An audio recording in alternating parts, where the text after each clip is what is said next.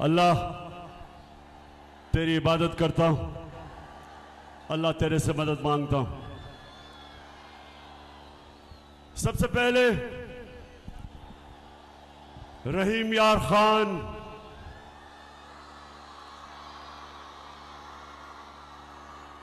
जो आज मैंने आपका जज्बा, जुनून, शऊर जो आपका देखा है, 5 महीने से मैं जलसे कर रहा हूं, 5 महीने से ये मेरा 51 जलसा है।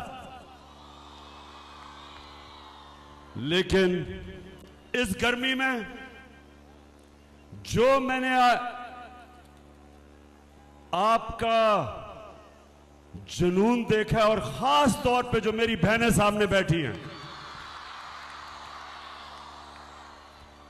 माशाल्लाह इतनी गर्मी में और इतनी देर आपको इंतजार करनी पड़ी, उसकी मैं माजरत करता हूं।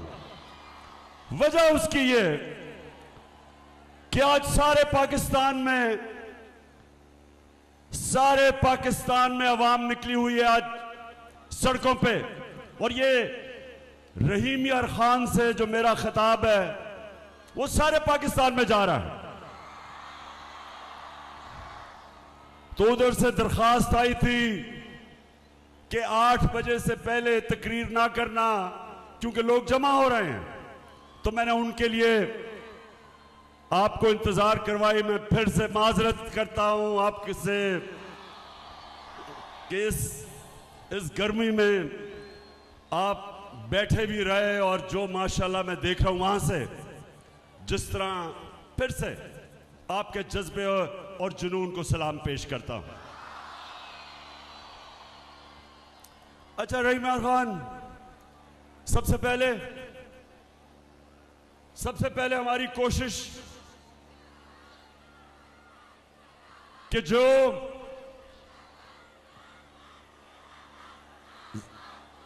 शुक्रिया माशाल्लाह, शुक्रिया।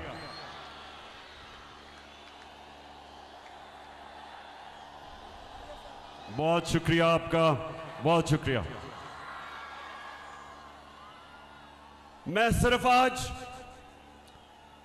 जो हमारे सैलाब में मुतासिर हमारी बहन भाई बच्चे जितने भी वो मुतासिर हैं, हम सबको जितनी भी हम कोशिश कर सके इनकी मदद करने के लिए, मैं अपने सारे पाकिस्तानियों को आज कहता हूं कि हम उनकी थोड़ी सी भी मदद करें या ज्यादा करें जरूर, क्योंकि वो मुश्किल में है। और खास तौर पे सिंध में मैंने यहां आने से पहले पूरे ट्रक भिजवाए हैं सिंध के अंदर, क्योंकि वहां लोगों को मुश्किलात हैं, भूख है, उनके सर पे छत नहीं है, चारों तरफ पानी है।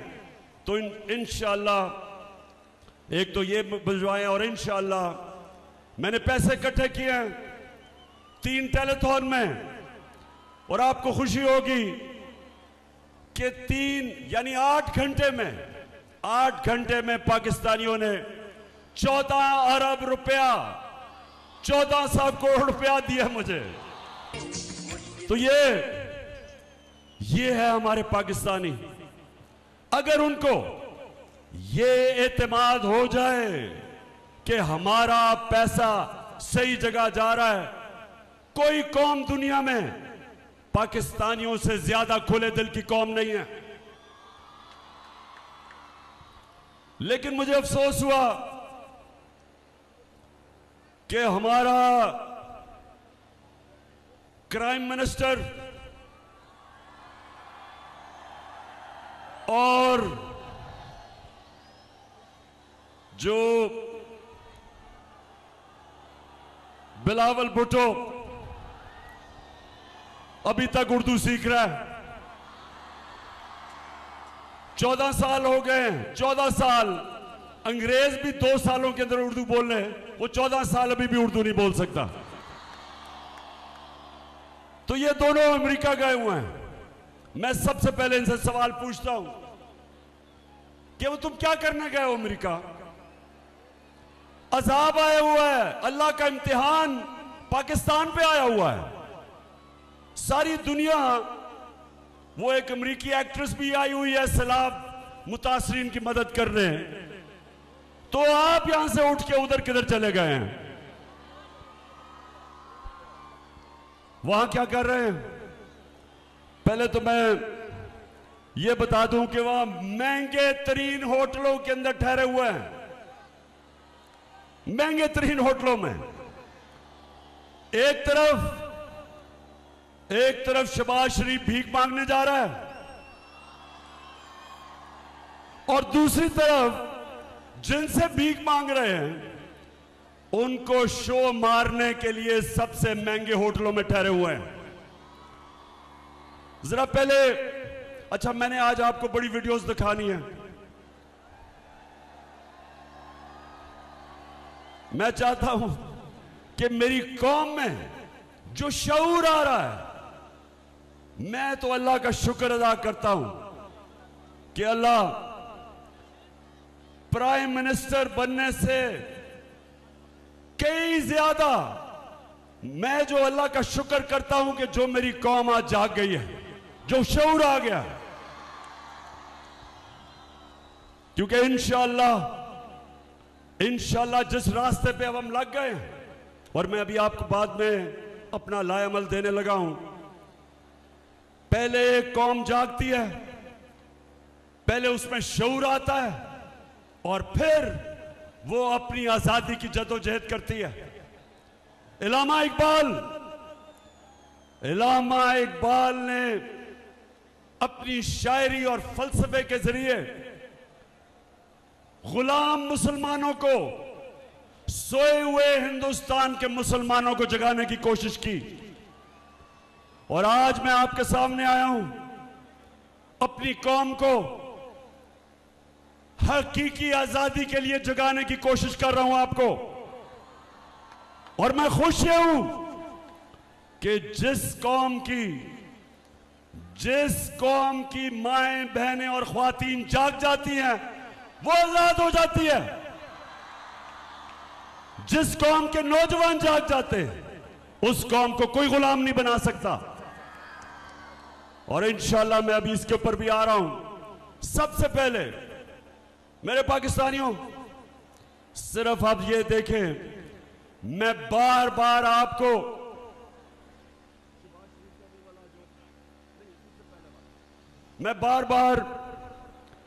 आपको एक बताना चाहता हूं कि आप एक अजीम कौम हो। हमारा मसला इस मुल्क के लीडर हैं। कौम गैरतमंद, कौम आजादी चाहती है, कौम खुददार है।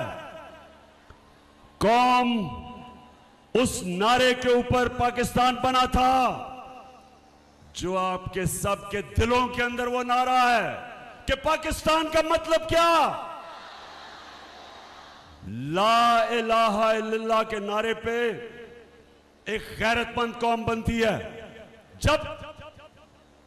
जब वो अल्लाह से दावा करते हैं कि अल्लाह तेरे सिवा किसी के सामने नहीं झुकते। अब मैं आपको दिखाना चाहता हूं कि उस कौम का जब इस तरह का लीडर आता है, वो देखें जरा। Some news from overseas. The Prime Minister of Pakistan met with Vladimir Putin, and it looked like he was really struggling with his translation headphones. Take a look at this. ये जरा देखते जाएं कि जिस तरह स्कूल का बच्चा headmaster के सामने बैठा है। There you go. Уважаемый господин премьер-министр.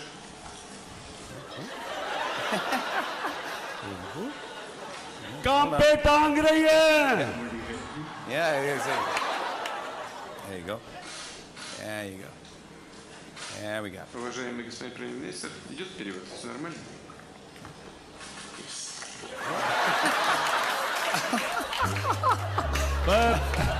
That guy is the leader of 220 million people. I just want to let you know.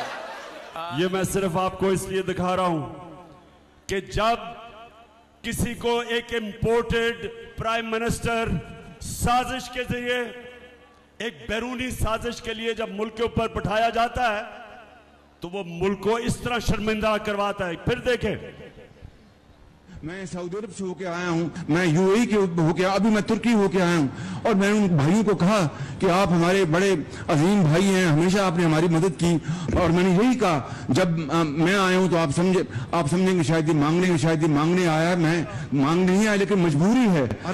जिस तरह माजी में 75 साल में आपने हमारा हाथ बटाया है, कुछ अर्सा आप हाथ बटा। मैंने कहा मैं वादा करता हूँ कि इंशाअल्लाह हम पूरी कौम हम मिलकर दिन रात मेहनत करेंगे, पसीना गड़ाएंगे अपनी कौम।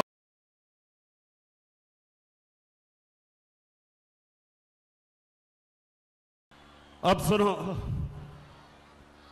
बंद करो ना। सर रहीम यार खान, आप मुझे बताओ कि आप इस तरह का प्राइम मिनिस्टर चाहते हो? अभी जरा आप देखें, ये जरा देखें कि यूनाइटेड नेशंस का सेक्रेटरी जनरल आया जब पाकिस्तान, वो बेचारा फ्लड मुतासरीन के लिए आया था देखने के लिए, तो ये जरा देखें क्या करता है वो शहबाज शरीफ। Thank you very much, General Secretary, and I assure you, whatever support we get from your institution and through your institution, I give you my word of honor, along with all these ladies and gentlemen sitting on this table, ministers, general officers, government officials, ladies and gentlemen, that every penny we get from you or from wherever, we will spend it most transparently and in the interest of the suffering. समझ गए रहीम यार खान? अच्छा, मैं अब आपको इसकी उर्दू समझाता हूं, इसलिए जो अंग्रेजी में बोला ना, मैं वो उर्दू में बताता हूं कि क्या कह रहा था वो ये कह रहा था कि सेक्रेटरी जनरल साहब, अगर हमें आप इमदाद देंगे तो मैं आपसे वादा करता हूं कि हम वो चोरी नहीं करेंगे। मेरे वजीर जो बैठे हुए सामने, 60% वजीर जमानत पे हैं करप्शन पे, वो चोरी नहीं करेंगे। वो आपसे वादा करते हैं क्योंकि सेक्रेटरी जनरल साहब आप पैसा दे रहे हैं तो अब हम ईमानदारी से खर्च करेंगे, पहले चोरी करते थे। अच्छा, अब रहीम यार खान देखें, मैं ये आपको जरूर ये चीजें बताना चाहता हूं, आप और मेरी बहनें आप सामने, आपके लिए मैं खास तौर पे कहना चाहता हूं, अगर आपने एक चीज अपने बच्चों को सिखाना है तो ये समझ लें, अपने बच्चों को एक चीज सिखाएं कि दुनिया उस इंसान की इज्जत करती है जो इंसान अपनी खुद इज्जत करता है। आप अगर अपनी इज्जत नहीं करेंगे, दुनिया आपकी इज्जत नहीं करेगी। और मेरी बहनों, अपने बच्चों को एक और चीज सिखाएं कि ला इलाहा इल्लल्लाह इंसान को गैरत देता है, गैरत देता है। आप जब अल्लाह से दावा करते हैं कि मौला तू ही मेरा खुदा है, मैं किसी बुत के सामने नहीं झुकूंगा। बुत का मतलब कि मैं किसी खौफ के बुत, किसी लालच के, किसी पैसे के बुत के सामने नहीं झुकूंगा। ये इंसान को गैरत देती है। और मेरी बहनों, मेरी सारी जिंदगी का तजर्बा ये है कि सबसे बड़ा इंसानों के अंदर जो मैंने फर्क देखा है वो है गैरत। एक गरीब आदमी भी जिसमें गैरत होती है, दुनिया उसकी इज्जत करती है। और अरबोपति, इस तरह का प्राइम मिनिस्टर अरबोपति की कोई इज्जत नहीं करता जो अपनी इज्जत नहीं करता, जिसमें गैरत नहीं होती। अब ये देखें, ये जरा अब आपने गौर से देखना है, बतिया बंद करें। ये देखें कि ये अब अमेरिका में जाके हमारा करोड़ों रुपया खर्च किया, और अमेरिका में जाके ये क्या कह रहा है, ये जरा इंटरव्यू सुना अंग्रेजी में, फिर मैं आपको उर्दू में बताता हूं क्या कह रहा है। Relief. Unless we get substantial relief, how can the world expect from us to stand on our own feet? It is simply impossible, next to impossible. The world has to stand by us. And there is a yawn are asked and what is available. Please, through your cameras, have this yawning gap bridged, and bridged very quickly. The epidemic. It is waiting for us. Please help us in... क्या कह रहा है, interview दे रहा है, सुना जरा। मेरी बहनों, मुझे पता बड़ी गर्मी है, लेकिन सुनना जरूरी है, आप में बड़ा सब्र है। एक इंटरव्यू दे रहा है, अमेरिका जाने की जरूरत नहीं थी वो इंटरव्यू देने के लिए।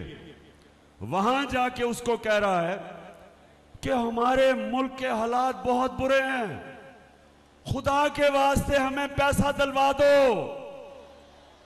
वो जो भी आप देख रहे थे, वो तो बेचारी इंटरव्यू लेने वाली है, उससे कहता है कि अपनी चैनल के जरिए लोगों को कहो कि हमें पैसे की जरूरत है, हमारा दिवालिया निकल गया। मैं इसलिए ये आपको चीजें दिखा रहा हूं कि ये होता है जब एक मुल्क के ऊपर एक मसनूई लीडर बैठा दिया जाता है। इसको क्यों लेके आए? इसको इसलिए नहीं लेके आए कि इसमें कोई क़ियादत की, इसमें कोई क्वालिटी थी। इसको इसलिए लेके आए कि ये जो भी हुक्म मिलेगा बाहर से, ये सारे हुक्म मानेगा। ये अगर IMF कहेगा कि महंगाई करो, बिजली की कीमत ऊपर करो, पेट्रोल और डीजल की कीमत बढ़ाओ, ये सारे काम करेगा, क्योंकि इसको पीछे से डिक्टेशन आता है। और ये करेगा क्या कि बाहर की दुनिया पे जाके इमदाद लेगा कि जी हमें पैसे दे दो, हम मारे गए। तो रहीम यार खान, मैं जब आपको हकीकी आजादी के लिए खड़ा कर रहा हूं, मेरा मकसद क्या है कि अगर हमारी कौम खड़ी ना हुई और इसी तरह के चोर हमारे ऊपर मुसल्लत रहे, तो रहीम यार खान ये याद रखो, इस मुल्क का कोई मुस्तकबिल नहीं है। इस मुल्क का कोई मुस्तकबिल नहीं है अगर इस तरह के करप्ट लोग, जिसको सजा होने वाली थी FIA के केस में, शहबाज शरीफ और उसके बेटे को सजा होने वाली थी 16 अरब रुपए की, इनके केसेस रोके गए और बाहर से साजिश के तहत हमारे ऊपर इसको मुसल्लत किया गया। इसके अलावा 60% इनकी कैबिनेट जो जमानत पे है, इनके ऊपर करप्शन केसेस हैं। एक तरफ दुनिया से भीख मांग रहे हैं, एक तरफ सिंध में सैलाब आया हुआ है, एक तरफ हम कह रहे हैं कि हमारे पास पैसे नहीं हैं, और दूसरी तरफ ये जो कैबिनेट आई है और ये जो इंपोर्टेड हुकूमत आई है, इन्होंने नैब का कानून बदल के इस कौम का 1100 अरब रुपया माफ करवाया है। 1100 अरब रुपया जो चोरी किया हुआ था, इन्होंने NRO लिया, इन्होंने आके अपने आप को दिया, माफ करवाया। जो पैसा आपका था, जो पाकिस्तानी कौम से चोरी हुआ था, तो इनका मकसद अपनी चोरी बचाना था। बाहर के लोग जो इनको मुसल्लत किया, उनका मकसद यहां ऐसी क़यादत हो जिसको वो कंट्रोल कर सकते हैं। और इसलिए मैं जो अभी आखिर में आपको लायामल दूंगा, हमने तैयारी करनी है पाकिस्तानियों अपनी हकीकी आजादी के लिए। हमने अपनी हकीकी आजादी के लिए निकलना पड़ेगा। हमें कभी भी किसी कौम को आजादी प्लेट में नहीं दी गई, आजादी के लिए जद्दोजहद करनी पड़ती है, आजादी के लिए कुर्बानियां देनी पड़ती हैं। मैं अब अपनी कौम के सामने दो तीन चीजें अब आपके सामने रखने जा रहा हूं। मैं चाहता हूं कि बड़ा गौर से मेरी बात सुननी है, क्योंकि सारे जितने भी आज जिधर भी पाकिस्तान में मेरी कौम निकली हुई है, मैं आज आप सबको पैगाम देना चाहता हूं। मेरी कौम, एक बात याद रख लो कि जब एक कौम, जिस तरह मेरे नबी सल्लल्लाहु अलैहि वसल्लम अल्लाह के आखिरी पैगंबर, उन्होंने जो 1500 साल बाद पहले की थी, सब याद रख लें। उन्होंने कहा था कि वो कौमें तबाह हो जाती हैं, वो कौमें तबाह हो जाती हैं जिधर छोटा चोर चोरी करे तो जेल में, और ये बड़े डाकू जो मुल्क को लूट के पैसा बाहर लेके जाते हैं, जो कौम इनको सजा नहीं दे सकती, वो कौम अपनी तबाही के रास्ते पर निकल जाती है।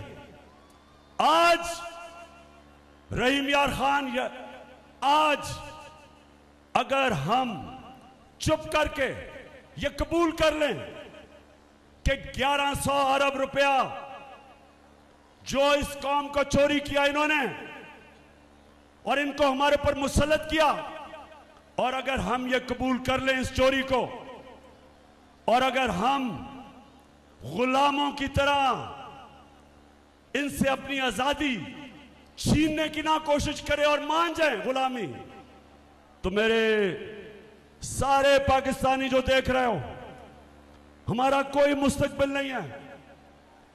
अगर इसी तरह जिंदा रहना है कि हमारा सरबराह बाहर जाके हाथ फैलाए और पैसे मांगे इस तरह कि जी हम तबाह हो जाएंगे अगर आपने पैसे ना दिए, पैसे मांगने के लिए हर आपकी खिदमत करने के लिए तैयार है।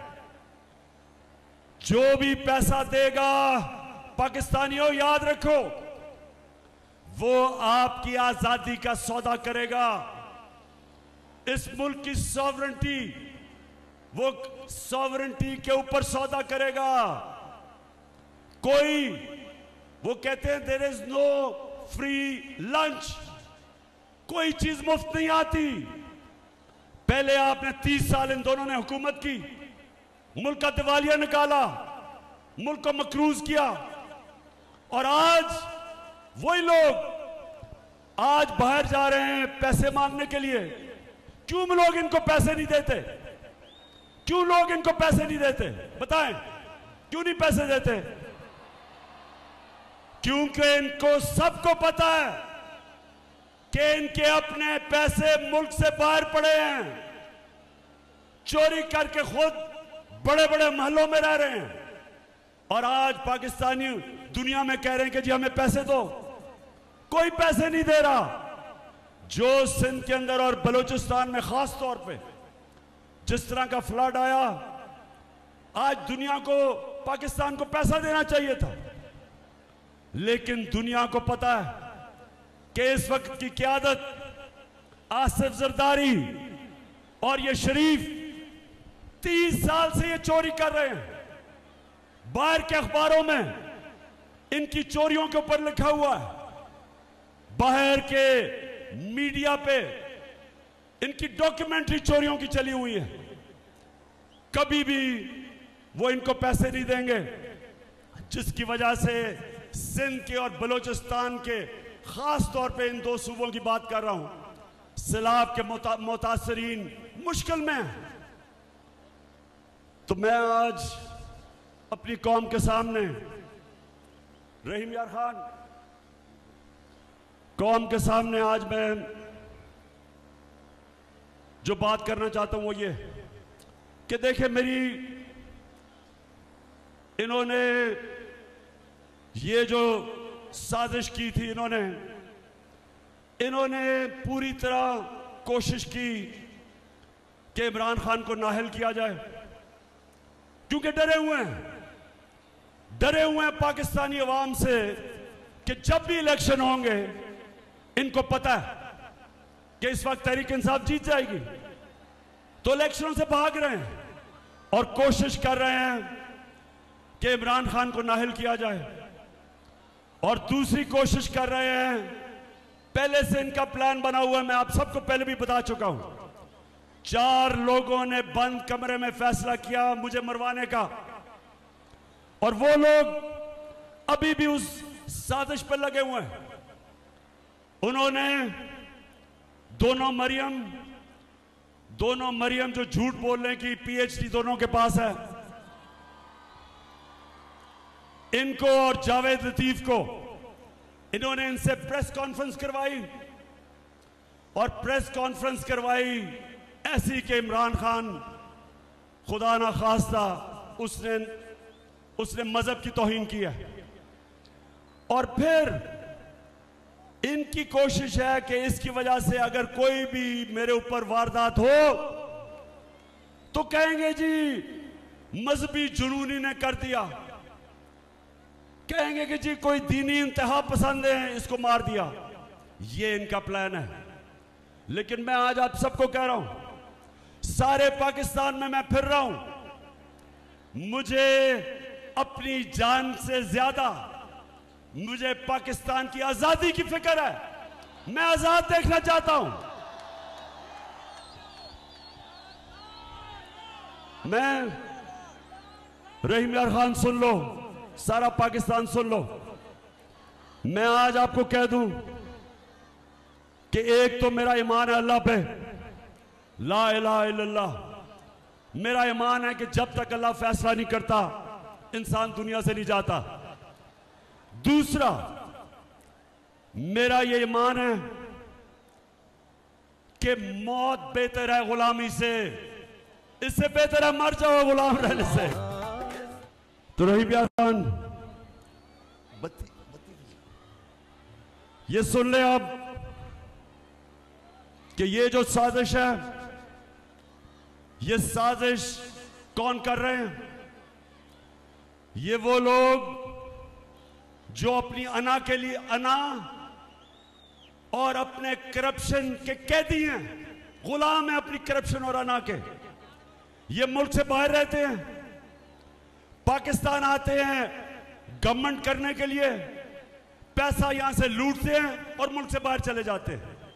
ये वो लोग हैं। इनके साथ एक साजिशी टोला मिल के कोशिश कर रहा है, पूरी मुल्क के कोशिश कर रहा है कि हम इन चोरों की गुलामी करें। तो मैं आज अपनी सारी कौम के सामने कहता हूं कि अगर मुझे अल्लाह पे यकीन है कि जिंदगी मौत उसके हाथ में है, इज्जत जिल्लत उसके हाथ में है, रिस्क उसके हाथ में है, तो मैं अपनी सारी कौम को कहता हूं कि आप भी सब खौफ के बुत को तोड़ दो, खौफ की जंजीरें तोड़ दो।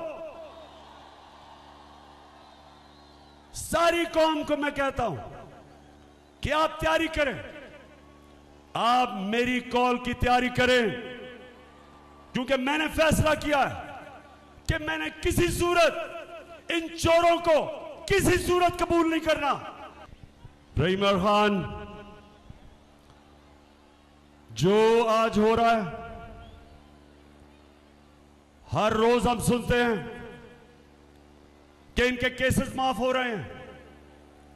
अब हम ये सुन रहे हैं कि इसहाक डार पाकिस्तान आने वाला है। वो इसहाक डार जिसने हुदैबा पेपर मिल में गवाही दी हुई है कि वो शरीफ खानदान का यहां से पैसा मनी लॉन्डर होके बाहर जाता था। लंदन में काजी फैमिली थी, उसके जरिए फिर वापस पैसा आता था रेमिटेंस के नाम पे। बीबीसी की एक फिल्म बनी है इस पे, इसके ऊपर पूरी तफ्तीश हुई है। इसने खुद बयान दिया हुआ है कि मैं इस मुल्क से शरीफ खानदान के लिए मनी लॉन्ड्रिंग करके फिर वहां से पैसा लेके आता था रेमिटेंसेस दिखा के। उसके बाद ये नून लीग की हुकूमत थी, जब नून लीग की हुकूमत में या प्राइम मिनिस्टर के जहाज में मुल्क से बाहर भागा। हमारी तो हुकूमत ही नहीं थी, अदलिया आजाद थी। किस चीज से इसको डर था? इसको डर था कि इसके पाकिस्तान से बाहर इसके और इसके बच्चों के पैसे पड़े हैं, जायदादें पड़ी हैं, इसलिए मुल्क से बाहर भागा था। और अब जो एनआरओ मिल रहा है और ये डील के तहत वापस लाया जा रहा है, पहले तो जो भी ये समझता है कि इसहाक डार ये मुल्क की माइशत ठीक कर लेगा, अगर वो अब ठीक कर ले गया तो जब पहले हमें हुकूमत मिली थी पाकिस्तान की माइशत बदतरीन हालत में थी, सबसे बड़ा खसारा था बैरूनी मुल्क का, वो छोड़ के गया। इसने हमारी एक्सपोर्ट्स जिससे मुल्क की आमदनी बढ़ती है वो रोक दी। इसने पाकिस्तान की माइशत और इंडस्ट्री का तबाही कर दी, इसने किसानों का बेड़ा गर्क कर दिया। और अब ये कोई समझ रहा है कि वो आके इस मुल्क को ठीक कर देगा। कोई किसी गलत फहमी में ना रहे। हम अगर ये कोई समझता है कि ये आएंगे और हम इनकी चोरी, ये जो मुल्क लूट रहे हैं, केस माफ करवा रहे हैं, हम भेड़ बकरियों की तरह हम चुप करके ये तमाशा देखेंगे। मैं आज सारों को पैगाम देना चाहता हूं, मैं फिर से कहता हूं, जब तक मेरे में जान है मैं निकलूंगा इसके खिलाफ, मैं अपनी कौम को निकालूंगा। आज जो मुल्क की माइशत है वो खुद ही शहबाज शरीफ ने न्यूयॉर्क में जाके कह दिया कि हमारा दिवालिया निकलने लगा है, हम अपने कर्जों की किस्तें वापस नहीं कर सकते, हमारे मुल्क के हालात बहुत बुरे हैं। तो मैं आज उन सब से पूछता हूं जिन्होंने यह साजिश करके हमारी हुकूमत हटाई थी, मैं आज इन सब से पूछता हूं कि आज आप सारी कौम के सामने जिम्मेदार हैं। जो आपने इस मुल्क से किया, वो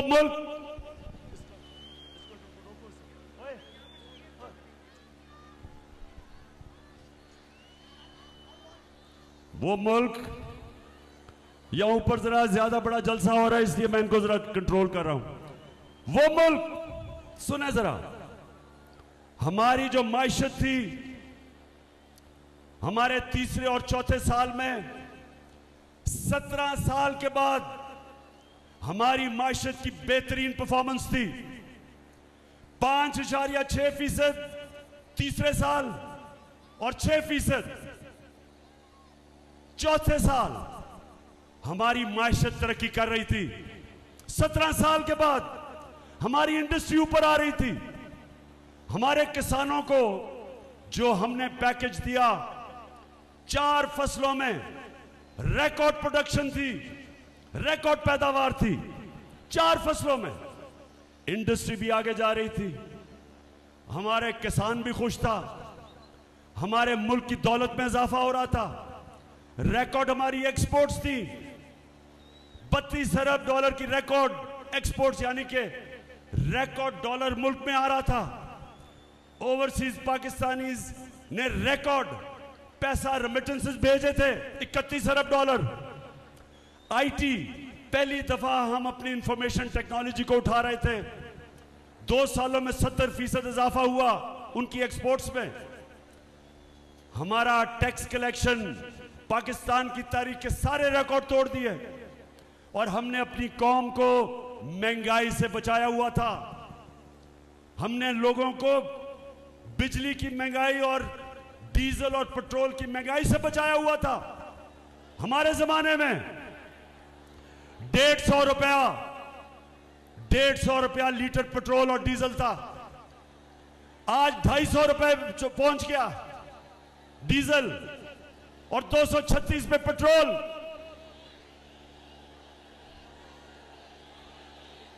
बिल्कुल बिल्कुल, माशाल्लाह बड़ा शऊर है आप में। 250 रुपया फजल रहमान का लीटर पे पहुंच गया। तो पाकिस्तान में हमने महंगाई भी रोकी, हमने हेल्थ कार्ड लेके आए। पहली दफा मुल्क में 10 लाख रुपए की हेल्थ इंश्योरेंस हर खानदान के लिए पंजाब में और केपी में, कि किसी भी अस्पताल में जाके लोग अपना, कोई भी गरीब आदमी प्राइवेट हॉस्पिटल में मुफ्त इलाज करवा सकता था। एहसास प्रोग्राम हमारा, सस्ते कर्जे, सूद के बगैर कर्जे घर बनाने में, किसानों के लिए कर्जे, छोटे दुकानदारों के लिए, छोटे सरमायाकारों के लिए। तो मैं ये सवाल पूछता हूं कि जब एक मुल्क मुश्किल हालात में तरक्की कर रहा था, कोरोना के बावजूद जो सारी दुनिया में कोरोना का अजाब आया, दुनिया ने माना कि पाकिस्तान 190 मुल्कों में से टॉप 3 मुल्क था। पाकिस्तान उन टॉप 3 मुल्कों में था जिन्होंने कोरोना को भी संभाला, अपने गुर्बत भी, गरीबों को संभाला, उन्होंने अपनी माशियत भी बचाई। ये इंटरनेशनली माना जाता है। तो मैं सवाल पूछता हूं कि वो हुकूमत को गिरा के और ये चोरों को ऊपर मुसल्लत करके, जिन्होंने आपके सामने आज, वो मैंने दिखाया भी था, बस रोया ही नहीं सिर्फ शहबाज शरीफ उस औरत के सामने, पैसे दे दो जी, मैं मर गया, तबाह हो गया, मुल्क तबाह हो गया। जरा एक दफा वो फिर से चलाएं तो सही, वो शहबाज शरीफ का, ये जरा फिर से शुरू से इंटरव्यू दिखाएं, ये जरा गौर से देखें, मैं फिर उर्दू में बताऊंगा कि ये क्या कह रहा है, जरा ये देखें तो सही। Relief, unless we get substantial relief, how can the world expect from us to stand on our own feet? It is simply impossible, next to impossible. The world has to stand by us. And there is a yawn are asked and what is available. Please, through your cameras, have this yawning gap bridged, and bridged very quickly. The epidemic, it is waiting for us. Please help us in सुन लिया, please help us, खुदा के वास्ते हमारी मदद करो। वो बेचारी, वो मेरी बहनों, आपने देखा था वो बेचारी औरत की आंखों में आंसू ही आ गए कि मैं खुदा के वास्ते प्लीज मेरी मदद करो। शहबाज शरीफ बड़ी जल्दी थी इख्तिदार में आने के लिए, बड़ी देर से अचकन सलवाई हुई थी, बड़ा शौक था कि किसी तरह शहबाज शरीफ प्राइम मिनिस्टर बन जाए। बेशक बैरून मुल्क के साथ मिलके साजिश करके एक मुल्क जो बड़ी देर के बाद बेहतरीन रास्ते पे चल रहा था, इनकी अपनी इकोनॉमिक सर्वे जो इनकी हुकूमत, जो वो किताब बताते हैं हर साल माइशत के ऊपर, उसके मुताबिक 17 साल के बाद पाकिस्तान की बेहतरीन तरक्की थी। उस हुकूमत को गिरा के ये आके अब दुनिया में वो कभी वो सेक्रेटरी जनरल का बाजू पकड़ लेता है कि खुदा के वास्ते पैसे दे दो, मैं चोरी नहीं करूंगा। उसके बाद जाके वो बेचारी औरत, उसके आंसू निकलने शुरू हो गए कि ओहो प्लीज मेरी मदद कर दे। तो पाकिस्तानियों, ये हमारा मुस्तकबिल नहीं है। हमारी कौम की बदकिस्मती क्या है कि वो मुल्क जिसका लीडर कायदे आजम मोहम्मद अली जिन्ना था, जिसका नजरियाती लीडर इल्लामा इकबाल थे, वो मुल्क का देखें सरबराह जाके बेकारियों की तरह जी मैं मांगने नहीं आया, मैं मजबूर हूं। तो मेरे पाकिस्तानियों, मैं इसलिए आज आपको सारी कौम को तैयार कर रहा हूं। मैं अभी आखिर में बताता हूं, लेकिन उससे पहले मैं आज पाकिस्तान की एस्टेब्लिशमेंट से पूछता हूं कि ये जो चोर अपने करप्शन के केसेस खत्म कर रहे हैं, क्या ये सिर्फ इमरान खान की जिम्मेदारी है कि इस मुल्क में करप्शन रोकी जाए? क्या आपकी जिम्मेदारी नहीं है? क्या आप ये जो देख रहे हैं मुल्क में कि चोर जो 30 साल से चोरी कर रहे हैं और केसेस करप्शन के इनके दौर में बने हुए हैं, इनके दौर के केसेस हैं, और वो आज आके बारी बारी सारे अपने केसेस खत्म करवा रहे हैं।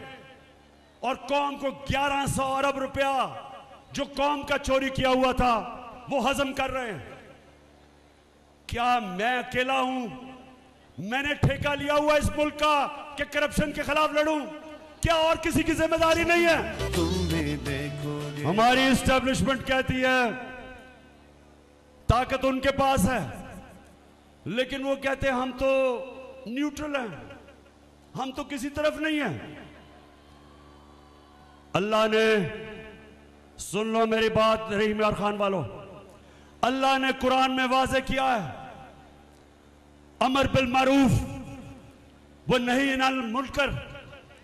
हम सबको उसने कहा है कि अच्छाई के साथ खड़े हो और बुराई के खिलाफ जहाद करो। कहीं अल्लाह ने हमें इजाजत नहीं दी कि ना मैं अच्छाई के साथ हूं ना बुराई के साथ हूं, न्यूट्रल रहने की इजाजत नहीं दी। हुक्म है उसका, हमें अल्लाह का हुक्म है कि जब ये चोर जो मुल्क को लूट के भाग गए बाहर और अब आके अपने केसेस माफ करवा रहे हैं डील के तहत, एनआरओ के तहत, सारी कौम पे फर्ज है कि इनका खिलाफ खड़े हो, इनका मुकाबला करो, क्योंकि मेरे मौला ने कुरान में वाज़े कर दिया है कि मैं कभी किसी कौम की हालत नहीं बदलता। अल्लाह ने कहा है मैं कभी किसी कौम की हालत नहीं बदलता जब तक वो कौम खुद अपनी हालत बदलने की कोशिश ना करे। अगर एक कौम भेड़ बकरियों की तरह रहना चाहती है, अल्लाह वैसे ही रखेगा।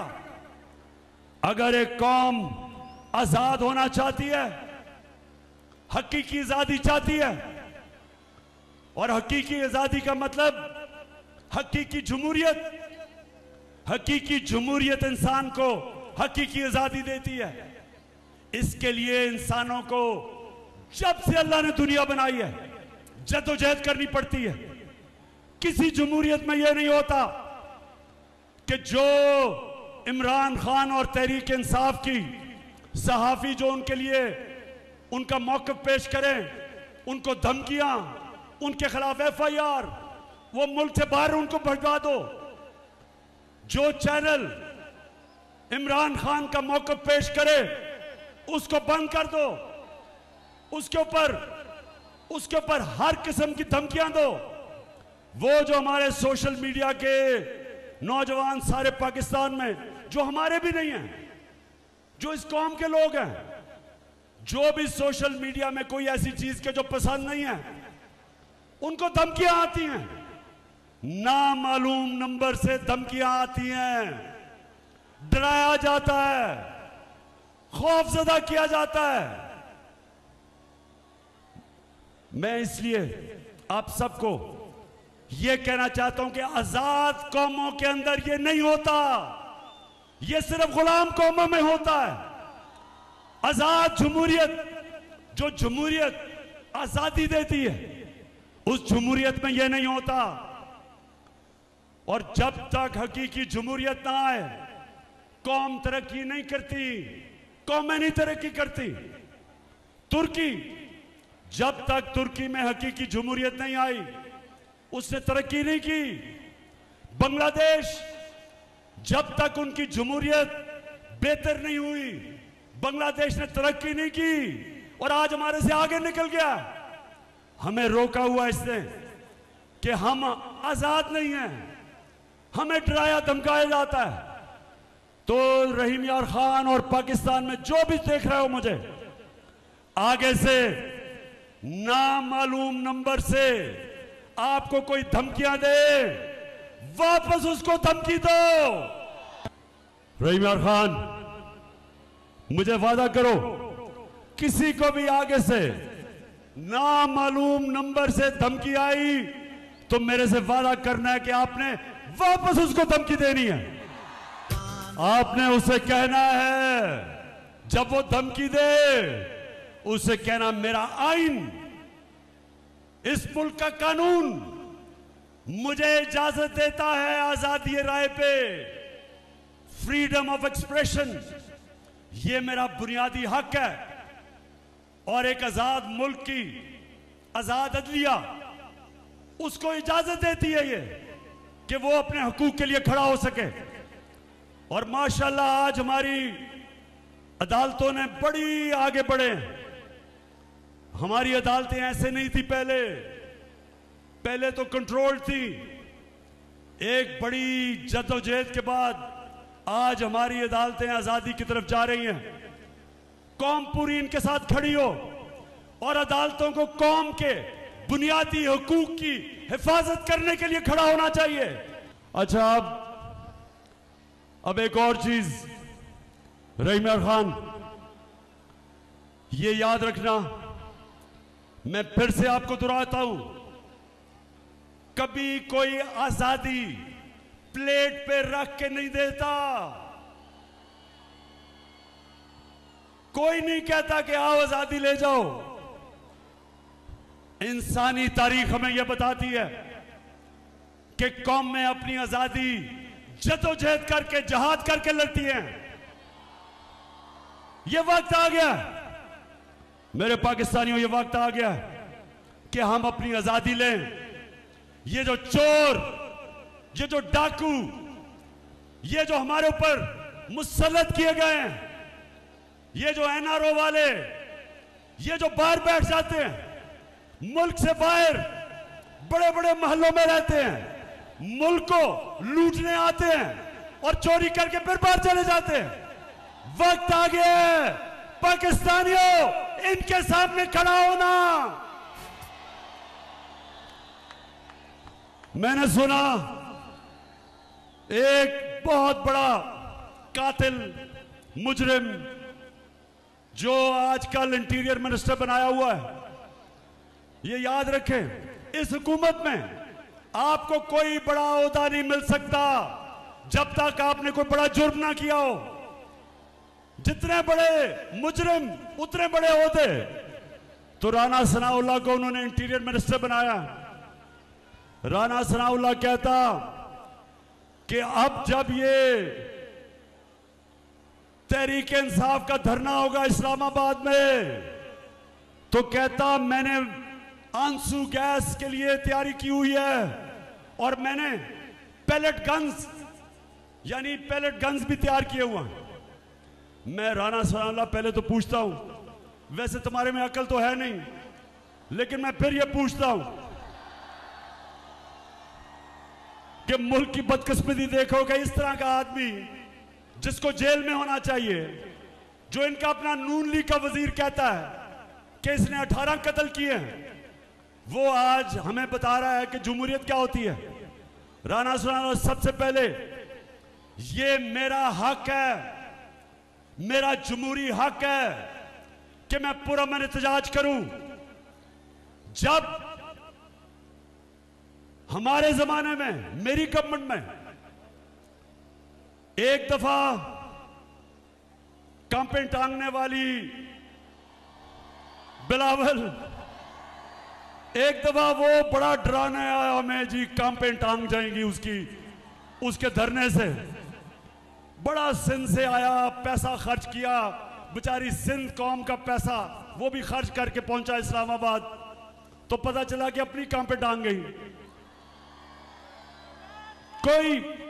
कोई रुकावट नहीं थी उसके रास्ते में, कोई टीयर गैस शेलिंग नहीं हुई, कोई कंटेनर नहीं रखे, क्योंकि हम जमहूरियत में मानते हैं, हमने कोई नहीं रोका। और दूसरी तरफ 2 दफा धरना देने के लिए डीजल साहब पहुंच गए।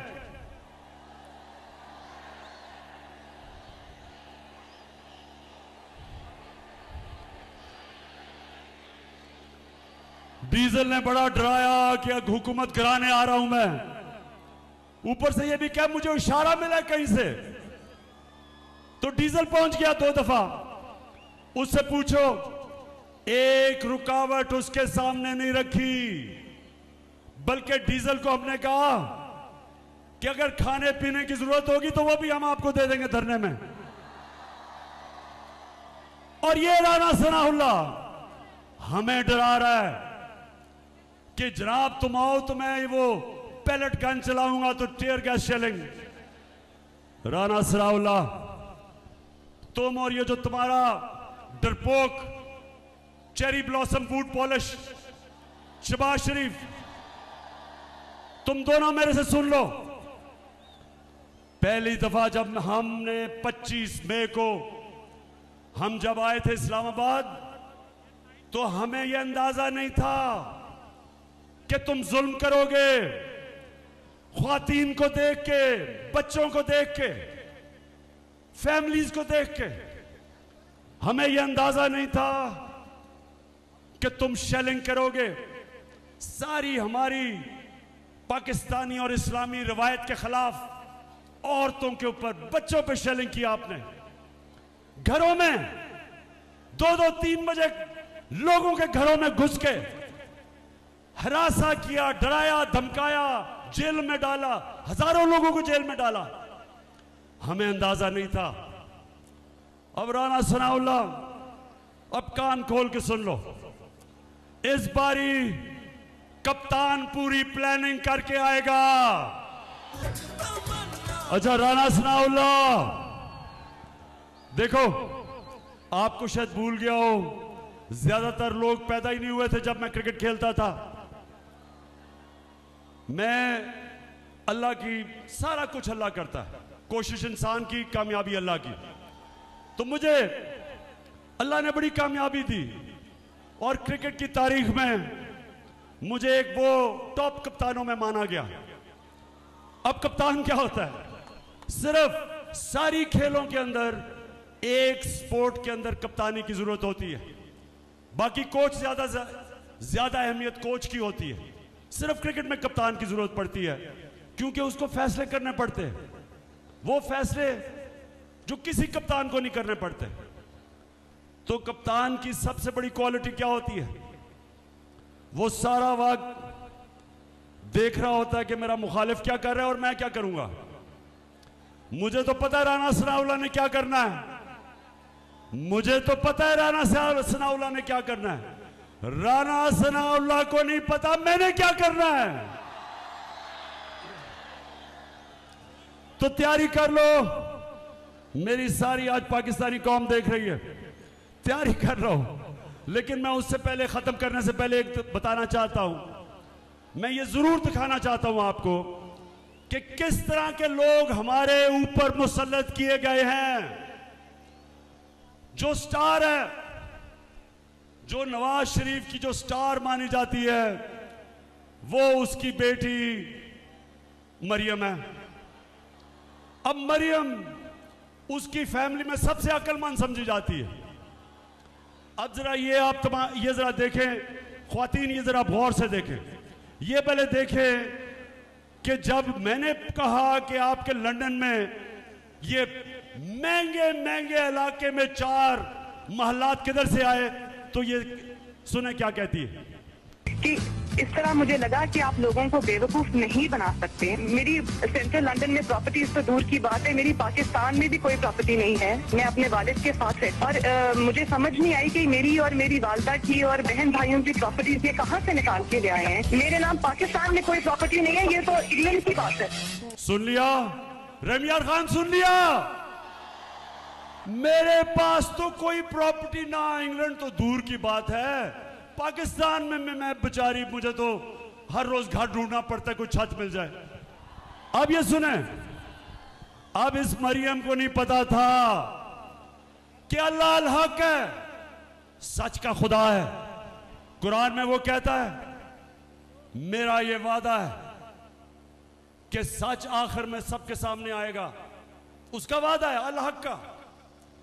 तो मरियम को नहीं पता था कि 4 साल के बाद एक इंटरनेशनल इंकशाफ होगा, एक इंटरनेशनल इंकशाफ, जिस इंकशाफ में बड़े बड़े दुनिया के मिनिस्टर और वजीर और प्राइम मिनिस्टर, उनकी जो प्रॉपर्टीज थी वो दुनिया में सामने आ गई, जिसको कहते हैं पैनामा पेपर्स। अब जब इंकशाफ हो गया तो मरियम के बड़े भाई या छोटा भाई, मुझे नहीं पता, वो क्या कहता है, जरा आप ये सुने। मैं इस बात को तस्लीम करता हूँ कि अल्हम्दुलिल्लाह पाक लेन के ऊपर जो अपार्टमेंट्स हैं वो अल्हम्दुलिल्लाह हमारे हैं। मैं इस बात को तस्लीम करता हूं कि उनको ऑफशोर कंपनीज नेस्कॉल लिमिटेड और नीलसन लिमिटेड जो है उनको ओन करती हैं, और मैं आपको ये भी अर्ज करता हूं उनको होल्ड कर रही है इस वक्त मरियम नवाज शरीफ, मेरी हमशीरा जो है। ठीक है जी, सुन लिया रहीम यार खान, सुन लिया कि ना तो सिर्फ वो हमारी प्रॉपर्टीज हैं, वो मरियम नवाज के नाम पे खरीदी गई। अब आप बड़ा शऊर, मेरे वैसे माशाल्लाह बड़ा सब्र और शऊर से सुना आपने। अब मुझे ये बताएं कि अपनी बेटी के नाम पे उसने क्यों खरीदी, अपने नाम पे क्यों नहीं खरीदी? क्योंकि पैसा तो नवाज शरीफ का था। बताएं, मेरी बहनें बताएं आगे, क्यों अपने नाम पे नहीं खरीदी? क्योंकि चोरी का पैसा था, और चोरी आपकी थी। पाकिस्तानियों का पैसा चोरी करके लंदन ले गया था, और अब तैयारी कर रहे हैं पाकिस्तान वापस आने में। नवाज शरीफ फिक्र ना करो, मेरी कौम शानदार इस्तकबाल करेगी तुम्हारा, तुम आओ तो सही। अच्छा अब जब मरियम को पता चला कि भांडा फूट गया, भाई ने कह दिया कि ये हमारी प्रॉपर्टीज हैं। जब भाई ने कह दिया कि हमारी प्रॉपर्टीज हैं, अब जरा सुने मरियम क्या कहती है, सुने जरा। हसन हुसैन के पास आज जो भी है वो एक अरबपति दादा के पोते हैं। उस अरबपति दादा के पोते हैं जो 1960s और 70s में पाकिस्तान का अमीर तरीन इंसान था। ये जो एसेट्स हैं, ये जो बिजनेस के लिए पैसा है, ये सारा दादा से डायरेक्टली बच्चों को ट्रांसफर हुआ। हसन सुन लिया, सुन लो जरा ख्वातीन, आप खास तौर पे देखें, क्योंकि अल्लाह ने पता क्या है, औरतों को एक सलाहियत दी है। आदमियों से ज्यादा औरतों में सलाहियत है। वो शक्ल देख के पहचान सकती हैं कि इंसान झूठ बोल रहा है या नहीं।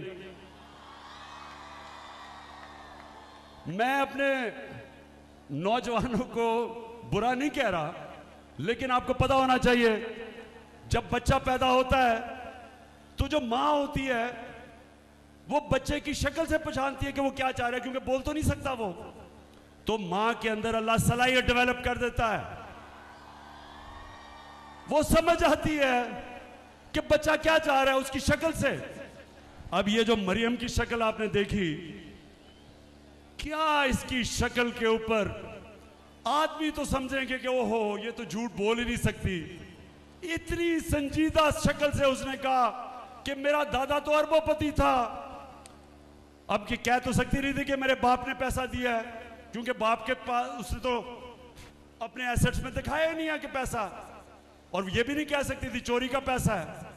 अब दादा साहब दुनिया में नहीं थे तो दादे का तो पूछना किसी ने नहीं था, तो दादे के ऊपर डाल दिया कि दादा बहुत अमीर था।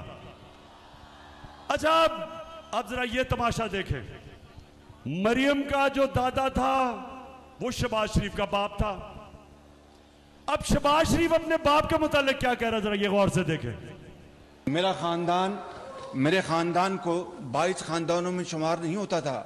मुझे इसके ऊपर बाइसे फख्र है कि मेरे वालिद का ताल्लुक एक गरीब किसान के घराने से था। हिंदुस्तान से वो वालिद का ताल्लुक एक गरीब किसान के घराने से था। हिंदुस्तान से वो क्यों रहीम यार खान, अब मैं ये ठीक नहीं कहता कि मरियम को एक ही क्वालिटी मुझे उसमें नजर आई है अभी तक, इतने सीधे मुंह से झूठ बोलती है मैंने कभी किसी को नहीं देखा। अब हमारी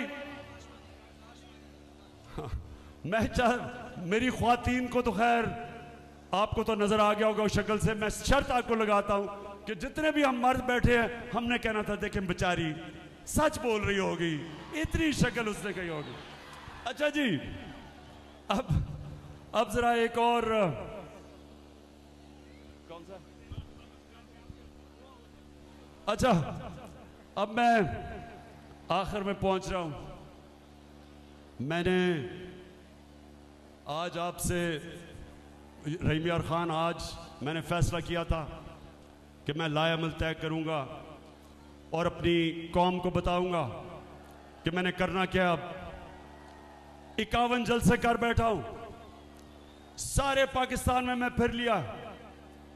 कभी मैंने अपने लोगों में ये शऊर नहीं देखा जो आज मेरी कौम में आया है।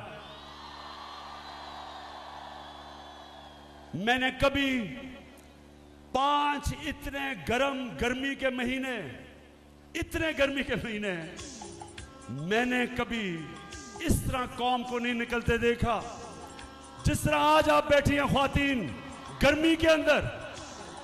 मैं देख रहा हूं सारा वक्त आप पंखा झल रही हैं, गर्मी है मुझे पता है, पीछे जुड़े हुए हैं सब। इस गर्मी में मैंने कभी अपनी कौम को ऐसे निकलते नहीं देखा, क्योंकि मुझे पता है कि आज मेरी कौम तैयार है अपनी हकीकी आजादी की जद्दोजहद करने के लिए। तो आज मैं सारे जितने भी पाकिस्तान में मेरे पाकिस्तान के नौजवान, हमारी ख्वातीन, हमारी बहनें, पाकिस्तान के बच्चे, हमारे बुजुर्ग, जिधर जिधर भी आज आप इस मेरी तकरीर सुन रहे हैं, मेरा आज आपको पैगाम है, आप सब ने तैयार हो जाना है, आपने सब ने तैयार होना है। मैं आपको कॉल दूंगा, ज्यादा नोटिस नहीं दूंगा, कॉल तब दूंगा जब जो मेरे मुखालिफ हैं, जब वो समझेंगे कि इमरान खान पीछे हट गया, मैं तब कॉल दूंगा। और कॉल तब दूंगा जब मुझे पता होगा कि मेरी एक गेंद से तीनों की विकेटें गिरेंगी, तब दूंगा। मैंने सारों को तैयारी करवाई है, अपनी सारी तंजीमों को। मैंने अपनी टाइगर फोर्स को कहा तैयार हो जाओ। मैंने आपकी तैयारी चेक कर रहा हूं, हर रोज मैं अपनी टीम की तैयारी चेक करता हूं, और जिस दिन मैंने समझा कि हम तैयार हैं और वो ज्यादा दूर नहीं है, इंशाल्लाह मैं आपको कॉल दूंगा।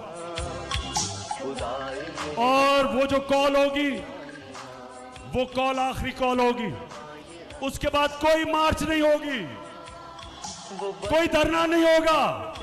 वो कॉल होगी पाकिस्तान को बचाने के लिए, पाकिस्तान को बचाने के लिए साफ और शफाफ इलेक्शन। अगर मैं चैलेंज करता हूं, कोई मुझे आज बता दे कि जिस तरह ये तेजी से मुल्क को तबाही की तरफ लेके जा रहे हैं, माशी बर्बादी की तरफ लेके जा रहे हैं, सिवाय साफ और शफाफ इलेक्शन के कोई दूसरा रास्ता पाकिस्तान के लिए नहीं। जब तक इलेक्शंस नहीं होते, सियासी इस्तेकाम नहीं आता, पॉलिटिकल स्टेबिलिटी नहीं आती, एक स्टेबल गवर्नमेंट नहीं आती, कोई नहीं रोक सकता जो माशी तौर पे पाकिस्तान नीचे जा रहा है। माशी इस्तेकाम आता है सियासी इस्तेकाम से। हम इलेक्शंस ये नहीं चाहते कि हमें इक़्तिदार चाहिए, हम इलेक्शंस इसलिए चाहते हैं कि ये मुल्क को तबाही की तरफ लेके जा रहे हैं, अवाम का माशी कत्ल कर रहे हैं, महंगाई में अवाम डूब रही है, चाहे वो किसान हो, चाहे वो सनतकार हो, चाहे वो घर में ख्वातीन देख रही हैं कि हर रोज कीमतें ऊपर जा रही हैं, बिजली के बिल नहीं लोग दे सकते, और अभी महंगाई और आनी है क्योंकि रुपया गिर रहा है। 33% पाकिस्तान का रुपया गिरा है, 33% इस मुल्क का रुपया गिरा है। इसका क्या मतलब है? आपके बैंक में जो पैसे पड़े हुए थे, अगर 100 रुपया था तो उसमें से 33 रुपए काट लें, 100 रुपए में से 33 रुपए कम हो गए। लेकिन अगर आपका पैसा आपके एहसास से मुल्क से बाहर पड़े हैं तो आपको 33% फायदा हो गया, आपके एहसास से ऊपर चले गए। और इसलिए मैं ये भी इस कौम को कहता हूं, कभी से इसके बाद कभी किसी पार्टी को वोट ना देना जिस पार्टी के सरबराह के पैसे और असासे मुल्क से बाहर पड़े हों, क्योंकि मुल्क में जब रुपया गिरता है उनको फायदा होता है, कौम को नुकसान होता है। और इसलिए अगर हमने मुल्क को इस तबाही से बचाना है, सिर्फ एक रास्ता है, साफ और शफाफ इलेक्शन। और हमारी जो तहरीक होगी, अब जब हम निकलेंगे इस बारी, जब तक साफ और शफाफ इलेक्शन की अनाउंसमेंट डेट नहीं मिलती, जब तक हमें तारीख नहीं मिलती, ये अब तहरीक रुकेगी नहीं। रहीम यार खान, आखिर में मुझे बताओ, आप तैयार हो? इंशाअल्लाह, इंशाअल्लाह। मैं फिर से सलाम करता हूं आपको, आपके जज्बे, जुनून और शऊर को। पाकिस्तान जिंदाबाद और रहीम यार खान जिंदाबाद।